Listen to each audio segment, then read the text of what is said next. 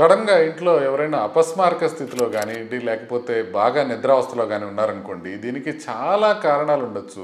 Common కారణాలేంటంటే నిద్ర పూర్తిగా లేకపోవడం, లేకపోతే సెడేటివ్ మెడికేషన్ ఏసుకోవడం, ఆల్కహాల్ గాని, డ్రగ్స్ లాంటివి తీసుకోవడం, లేతే కొన్ని మెటబాలిక్ కండిషన్స్ ఉంటాయి. షుగర్ తగ్గిపోవడం, సోడియం తగ్గిపోవడం, లివర్, కిడ్నీ ఫెయిల్యూర్ ఉండటం, లేతే కొన్ని బ్రెయిన్ కండిషన్స్ ఉంటాయి. స్ట్రోక్ గాని, హెడ్ ఇంజరీ గాని, ఫిట్స్ లాంటివి రావటం గానియండి, ఇన్ఫెక్షన్స్ రావటం గానియండి, అలాంటివి ఉండొచ్చు.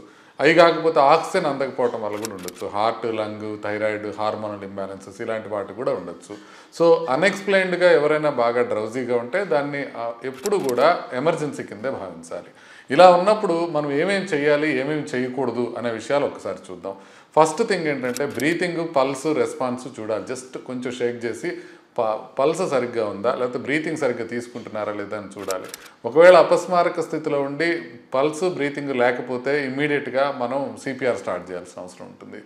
రెండోది ఎయిర్వే క్లీన్ చేయాలి. పల్స్, బ్రీతింగ్ ఉన్నాయనుకోండి, కొంచెం ఎయిర్వే క్లీన్ చేసి సైడ్కి తిప్పి పడుకోబెట్టాలి. రికవరీ పొజిషన్ అంటారు. లెఫ్ట్ సైడ్కి తిప్పి పడుకోబెట్టాలి. అప్పుడు వాళ్ళు ఏమైనా పొరపాటున వామిటింగ్ చేసినా కూడా అది లోపలికి యాస్పిరేట్ చేయకుండా ఉంటుంది. ఇమ్మీడియట్గా ఎమర్జెన్సీ సర్వీసెస్కి ఫోన్ చేయాలా. ఇంట్లో షుగర్ మెషిన్ ఉంటే ఒక్కసారి షుగర్ చెక్ చేసుకోవాలా. ఒక 70 కన్నా తక్కువ ఉందనుకోండి షుగరు, తను మింగగలుగుతున్నాడంటే షుగర్ వాటర్ ఏదన్నా ఇవ్వాలా. మరీ అన్కాన్షియస్గా ఉంటే నోట్లోంచి ఏమి ఇవ్వకండి. ఇమ్మీడియట్గా హాస్పిటల్కి తీసుకెళ్ళడానికి ప్రయత్నం చేయండి.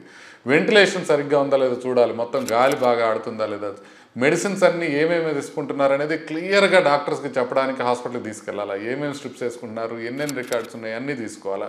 అది ఎన్ని గంటలకు పడిపోయారు, ఎన్ని గంటలకు లేచారు అనే టైం కరెక్ట్గా చూడండి. వాళ్ళు లేచేటప్పుడు కూడా ఎవరైనా వీలుంటే పక్కన ఎవరైనా ఖాళీగా ఉంటే ఒక వీడియో కూడా తీసుకోమని చెప్పండి.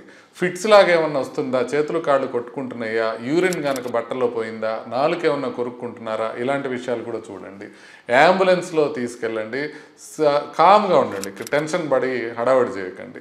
చేయకూడని పనులు ఏంటంటే బాగా అపస్మారక స్థితిలో ఉంటే వాటర్ కానీ, ట్యాబ్లెట్స్ కానీ, ఫుడ్ కానీ నోట్లోకి తొయ్యకూడదు.